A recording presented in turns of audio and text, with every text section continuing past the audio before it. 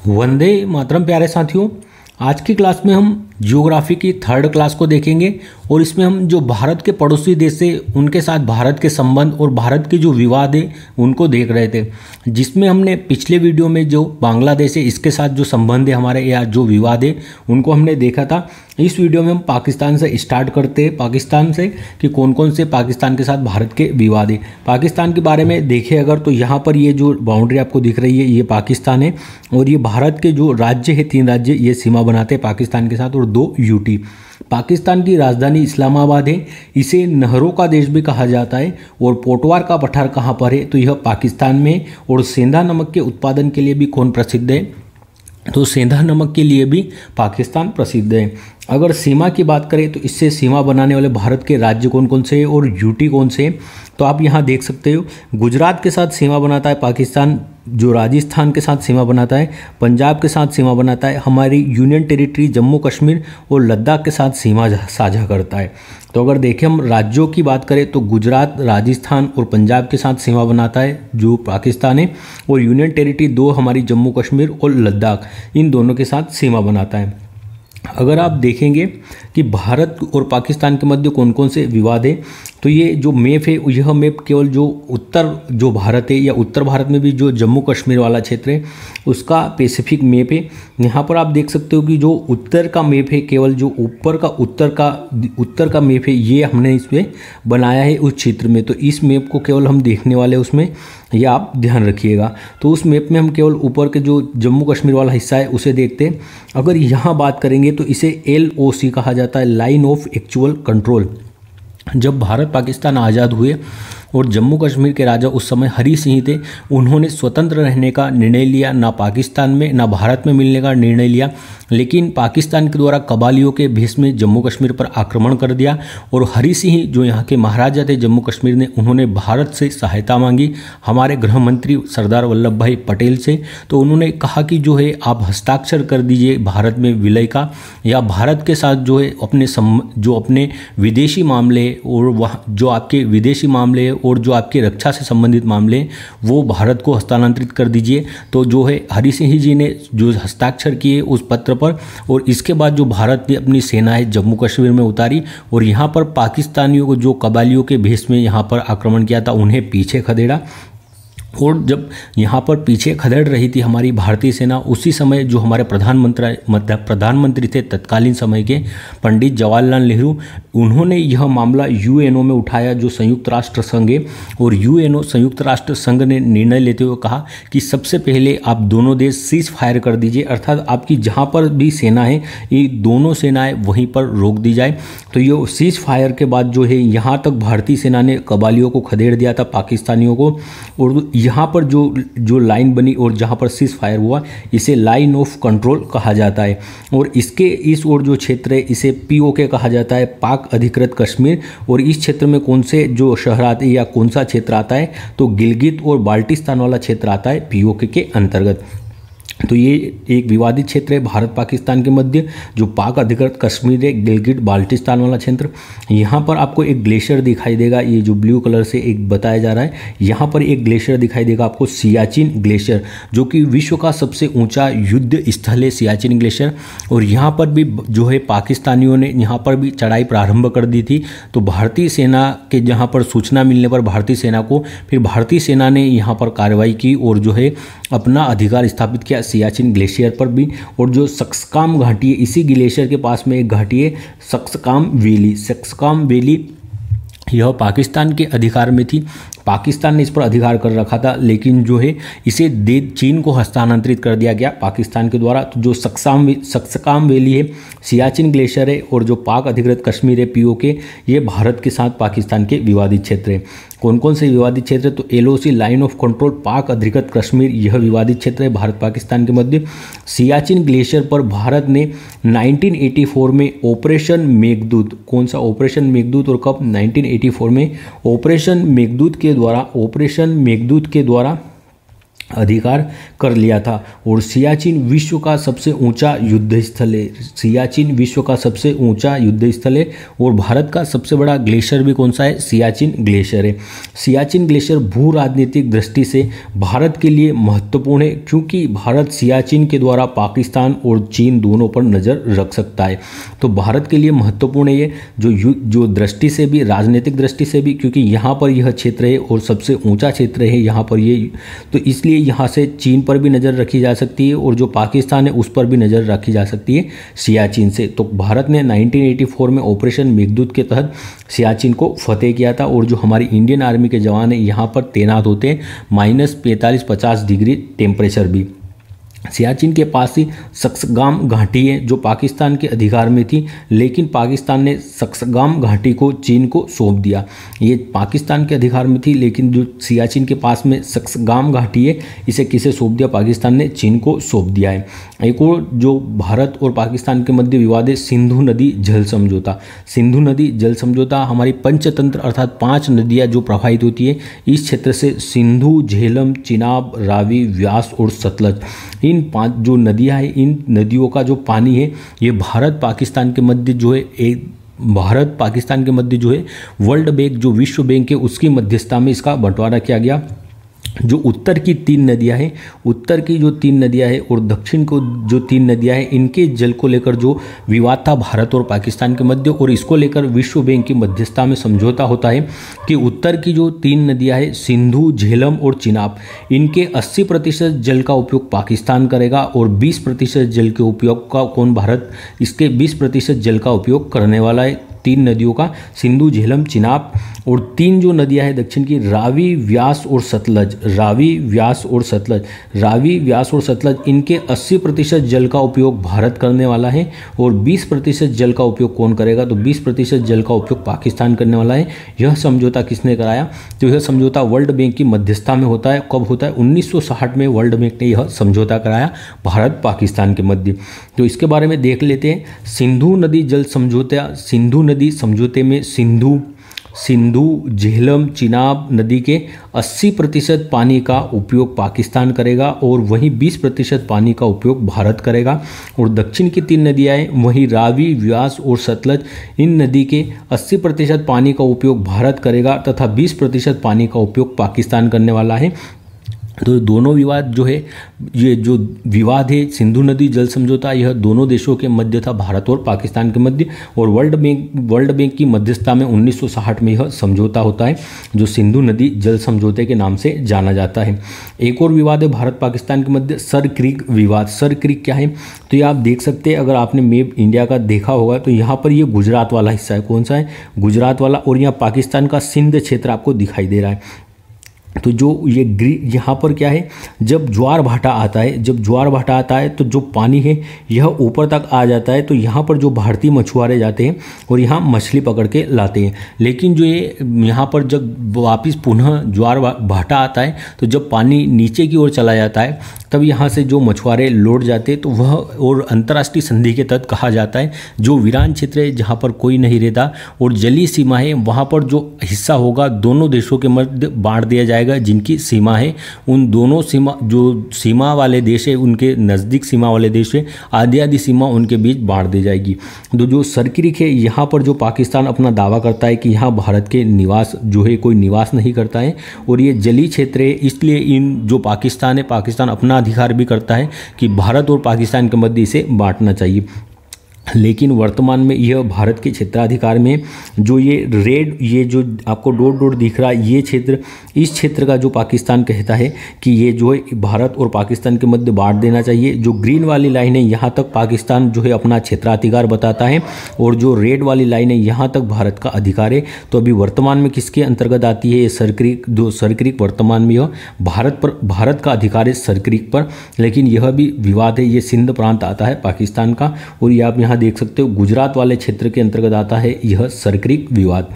अब सर्क्रिक विवाद यहीं देख सकते हैं कि ये पाकिस्तान का जो पाकिस्तान देश है यहाँ पर गुजरात है, और यहाँ पर जो है ये पाकिस्तान इतना क्षेत्र जो है इसका पाकिस्तान जो है अधिकार की मांग करता है, लेकिन भारत का अधिकार है इस पर यहाँ तक, और भारत के कब्जे में वर्तमान में जो सर्क्रिक है। गुजरात के तटीय क्षेत्र में पाकिस्तान के सिंध प्रांत के पास सर्क्रिक स्थान है जो कि भारत का हिस्सा है, वर्तमान में भारत का अधिकार है इस पर। अब नेपाल के साथ जो हमारे संबंध है या नेपाल के साथ जो हमारे विवाद है उसे देख लेते हैं।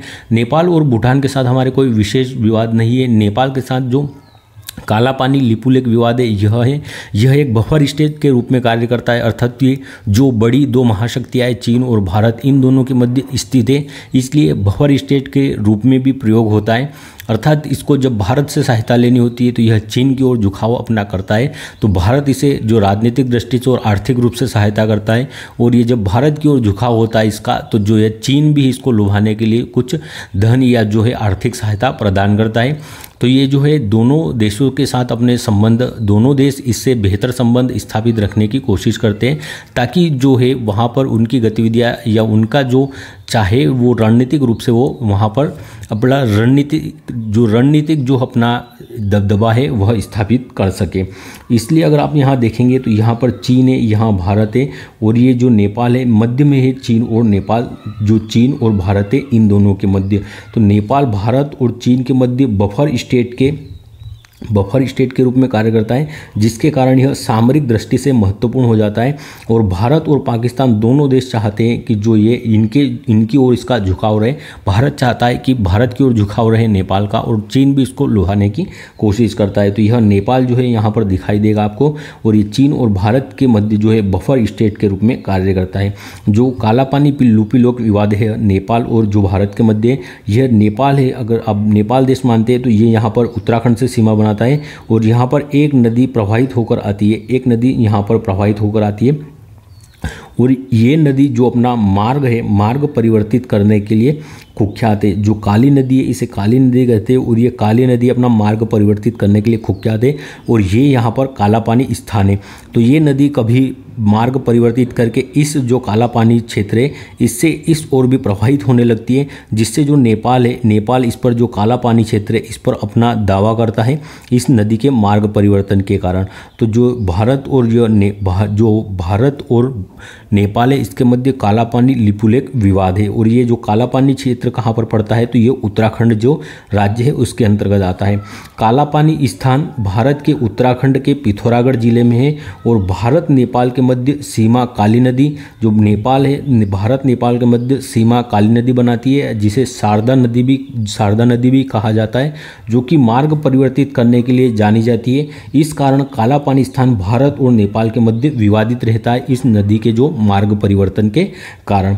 नेपाल से सीमा बनाने वाले राज्य कौन कौन से हैं भारत के, तो आप नेपाल से सीमा बनाने वाले राज्य यहाँ देख सकते हैं। आपको कौन कौन से राज्य देखने को मिलेंगे, उत्तराखंड जो सीमा बनाता है, उत्तर प्रदेश सीमा बनाता है, आपको इसके साथ ही बिहार सीमा बनाता है, सिक्किम सीमा बनाता है, किसके साथ, नेपाल के साथ सीमा बनाने वाले राज्य है ये हमारे उत्तराखंड, उत्तर प्रदेश, बिहार और सिक्किम। तो नेपाल के साथ सीमा बनाने वाले राज्य उत्तराखंड, उत्तर प्रदेश, बिहार, पश्चिम बंगाल और सिक्किम। जो आप यहाँ पर देखेंगे पश्चिम बंगाल भी जो है इसके नेपाल के साथ सीमा बनाता है। यहाँ पर जो है इस तरह से जो पश्चिम बंगाल यहाँ तक फैला हुआ है, तो जो हमारा पश्चिम बंगाल है ये बांग्लादेश के साथ भी सीमा बनाता है, भूटान के साथ भी सीमा बनाता है और नेपाल के साथ भी सीमा बनाता है। कौन सा राज्य हमारा, जो बांग्लादेश है। और सर्वाधिक सीमा बांग्लादेश किस राज्य से बनाता है, तो जो पश्चिम बंगाल है इसी से सर्वाधिक सीमा बनाता है।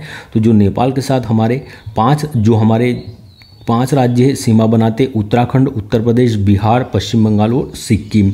अगर आप देखेंगे उत्तर पूर्वी भारत में तो म्यांमार, उत्तर पूर्वी भारत में अगर आप देखेंगे तो आपको म्यांमार दिखाई देगा, और म्यांमार के साथ कोई विवाद नहीं है भारत का।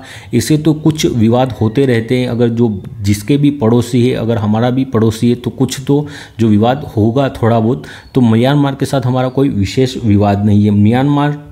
म्यांमार के साथ भारत के कौन कौन से राज्य हैं जो सीमा लगाते हैं, तो अरुणाचल प्रदेश, नागालैंड, मणिपुर और मिजोरम, ये राज्य म्यांमार के साथ सीमा बनाने वाले राज्य हैं। 4 जो म्यांमार के साथ सीमा बनाते हैं। एक आइलैंड है जो आप यहाँ देखेंगे अंडमान निकोबार से नॉर्थ की ओर, और म्यांमार के दक्षिण में एक आइलैंड है जिसे कोको आइलैंड के नाम से जाना जाता है। और इस कोको आइलैंड को किसे सौंप दिया है, तो कोको आइलैंड कभी भारत का था, भारत ने इसे म्यांमार को दे दिया था, लेकिन जो है कोको आइलैंड को अब चीन को सौंप दिया है म्यांमार के द्वारा। तो यह एक डिस्ट्रीब्यूट है भारत और म्यांमार के मध्य कि कोको आइलैंड भारत का था, भारत ने इसे म्यांमार को दे दिया था, लेकिन अब अभी वर्तमान परिस्थिति में म्यांमार ने इसे चीन को दे दिया है। अगर सीमा बनाने वाले राज्यों की बात करें तो अरुणाचल प्रदेश, नागालैंड, मणिपुर और मिजोरम, ये 4 राज्य सीमा बनाते हैं म्यांमार के साथ। अगर ILP अर्थात जो इनर लाइन परमिट है, ये उत्तर पूर्वी राज्य, जो उत्तर पूर्वी भारत के राज्य हैं और यहाँ पर जनजातीय क्षेत्र है, इसलिए अगर इन राज्यों में प्रवेश करना है तो इनर लाइन परमिट की आवश्यकता होती है। जो गृह मंत्रालय है उससे विशेष परमिशन मिलती है, या गृह मंत्रालय जो परमिशन प्रदान करता है उसके बाद ही इन क्षेत्रों में प्रवेश किया जा सकता है, यह जनजाति बाहुल्य क्षेत्र होने के कारण। अरुणाचल प्रदेश, नागालैंड, मणिपुर, मिजोरम के जनजातीय क्षेत्र में प्रवेश के लिए अनुमति लेनी पड़ती है। और अगर बात करें अंडमान निकोबार की जो राजधानी है पोर्ट ब्लेयर, अंडमान निकोबार की राजधानी है पोर्ट ब्लेयर, जिसका वर्तमान में नाम श्री विजयपुरम हो चुका है, जिसका वर्तमान में नाम। तो जो कोको आइलैंड है, कोको द्वीप पर यहाँ पर चीन का अधिकार होने के कारण जो पोर्ट ब्लेयर है, जो श्री विजयपुरम है राजधानी अंडमान निकोबार की, यहाँ पर भारत सरकार के द्वारा अपनी तीनों सेनाओं का जो मुख्यालय बनाया गया है, तीनों सेनाओं को जो है यहाँ पर जो कमान रखी गई है, जो हमारी थल सेना, वायुसेना और जो नौसेना है, तीनों की यहाँ पर जो है यहाँ पर कमान रखी गई है। क्योंकि जो है जो चीन है यह कोको आइलैंड पर है, तो भारत रिस्क नहीं लेना चाहता। अगर भारत अपनी तीनों सेनाओं के साथ तैयार रहना चाहता है चीन से अगर कुछ झड़प होती है उसके लिए, तो जो कोको द्वीप है, कोको द्वीप को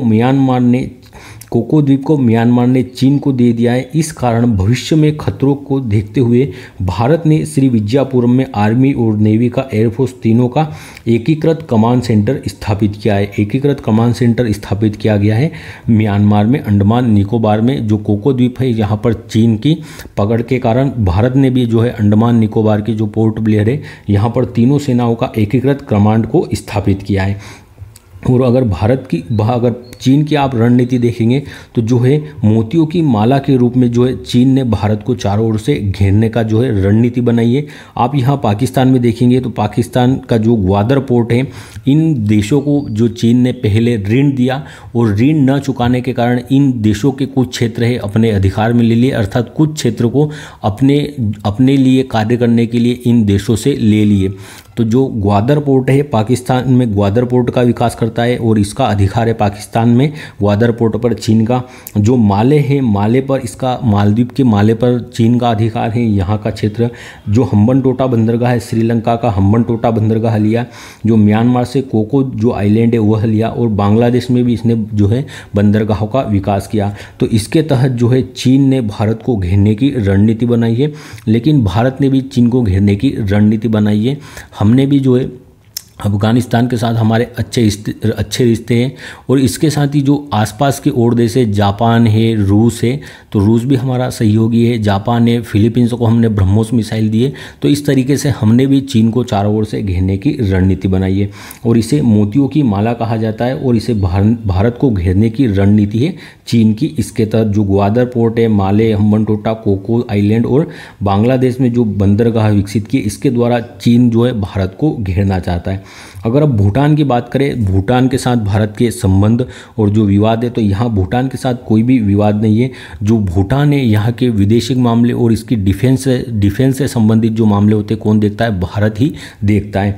तो अगर आप यहाँ लोकेशन में देखेंगे तो सिक्किम जो सीमा बनाता है भूटान के साथ, वेस्ट बंगाल, पश्चिम बंगाल सीमा बनाता है, असम और अरुणाचल प्रदेश, ये जो राज्य है ये भूटान के साथ सीमा बनाते हैं 4 राज्य, और भूटान की लोकेशन आपको यहाँ देखने को मिलेगी।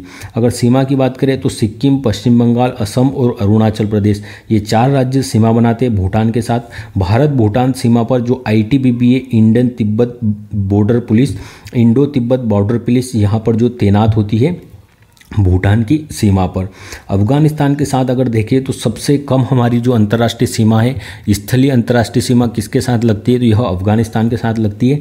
और लद्दाख जो यूनियन टेरिटरी हमारी यह सीमा बनाता है, जो केवल 108 किलोमीटर लंबी सीमा बनती है हमारी अफगानिस्तान के साथ, जो लद्दाख वाला क्षेत्र है यहाँ से। और वर्तमान में यहाँ पर तालिबान सरकार है, और तालिबान सरकार के साथ दुबई में पहली बार अभी वार्ता हुई है भारत की। दुबई में भारत और जो जो यहाँ पर तालिबान सरकार है उनके मध्य उच्च स्तरीय वार्ता पहली बार अभी दुबई में हुई थी।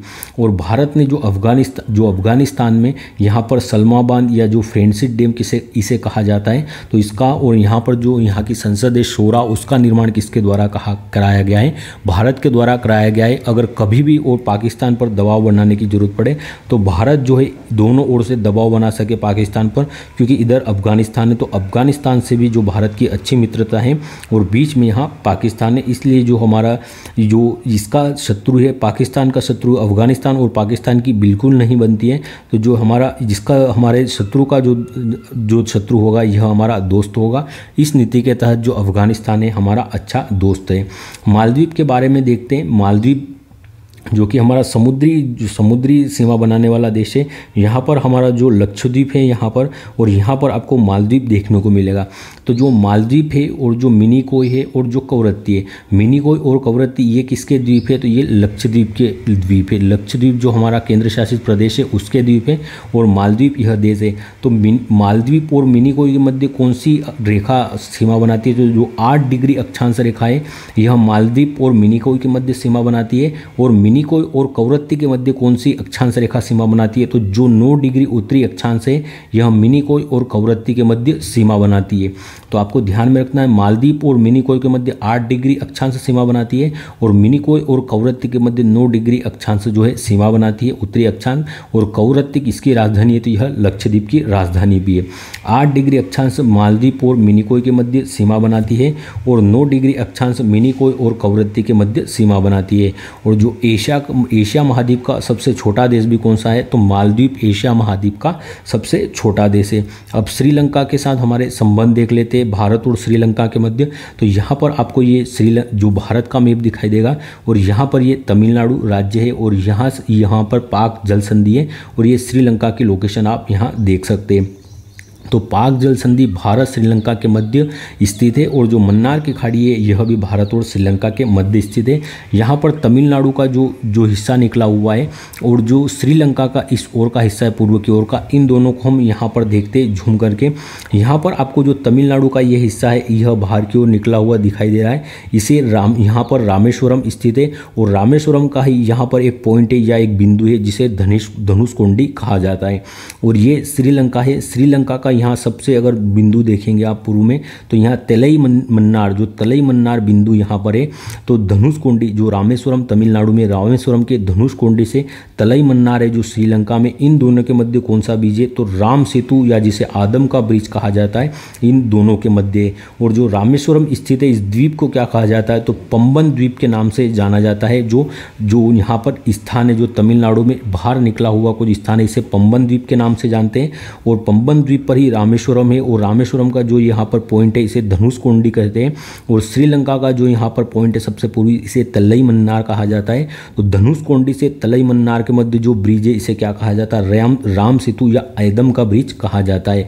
और जो किस द्वीप पर है? तो मन्नार द्वीप पर स्थित है। जो श्रीलंका का तलई मन्नार है ये किस द्वीप पर है? तो ये तलाई मन्नार द्वीप कहलाता है। और जो मन्नार द्वीप कहलाता है और यहीं पर तलई मन्नार स्थान स्थित है जो धनुषकोडी और तलई मन्नार को जोड़ता है। और ये से जोड़ने वाले ब्रिज को राम सेतु या एडम ब्रिज कहा जाता है। तो हमने आज जो है प्रमुख देशों के साथ जो भारत के विवाद है या उनके साथ जो संबंध है उनको देखा है। पिछले वीडियो में भी हमने अन्य बांग्लादेश के साथ जो हमारे संबंध है उनको देखा था, बांग्लादेश और चीन के साथ जो हमारे विवाद या संबंध है उन्हें देखा था। इस वीडियो में भी हमने पाकिस्तान के साथ, म्यांमार के साथ, भूटान, नेपाल के साथ और जो बांग्लादेश है उसको हमने पिछले वीडियो में देख चुके थे।